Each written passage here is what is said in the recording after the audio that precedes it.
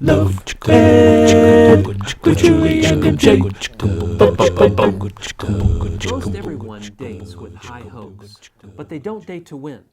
They want to win, but any successful endeavor requires more than the mere desire. This week we're talking about dating to win as we wrap up our series on purpose-driven dating on Love Ed with Julie and MJ. And we define purpose-driven dating this way: intentional time invested in one other person for the purpose of growing in intimacy that might lead to a life-giving, lifelong marriage. Today we discuss how to increase your chances of the goal of purpose-driven dating. The life-giving, lifelong marriage part. We can't guarantee that if you do all the right things in your dating life that it's going to lead to marriage, though we wish that we could. Yeah, and we can't guarantee that if you do all the right things and then you get married, that then marriage will be everything that you hoped that it would be. Yay! That's true. But blindly following the culture's dating habits and hoping that everything will work out for the best isn't a recipe for success, not in the world that we live in today. Yeah, the experience of millions of divorced couples bears that out.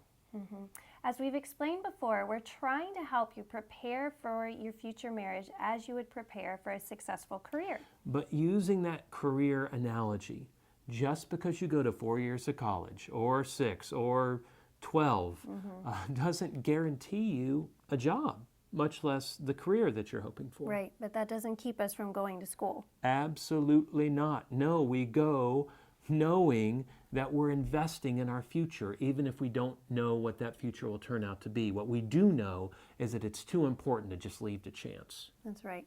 So beyond following the suggestions that we've already given in our series, what else can the wise individual do to prepare for a life-giving, lifelong marriage? Well, again, we find that answer in our career analogy.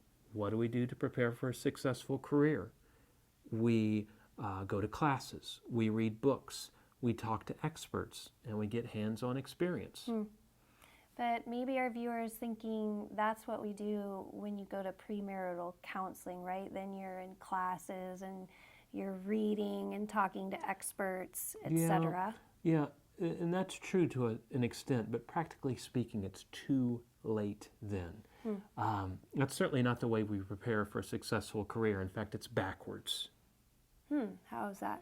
Well, first let's establish dating as essentially the hands-on experience of marriage preparation. Too much hands-on. Yeah, well, it usually is. But so there's our internships. That said, in our careers, we go to the books and the classes and the experts first. Then later, we add in the internships, the hands-on preparation, and then we get the job. But in relationships, the typical pattern is to do the internships first through dating and then choose our partner. And only after that, and maybe even after we're having trouble, do we look to books and experts and teachers and classes. And my wife, in one sentence, just explained why so many people find marriage so difficult. It really isn't that it's that hard. I mean, it is hard. Something about dying to yourself is kind of hard, but we simply don't prepare for marriage like it is the awesome calling that it is.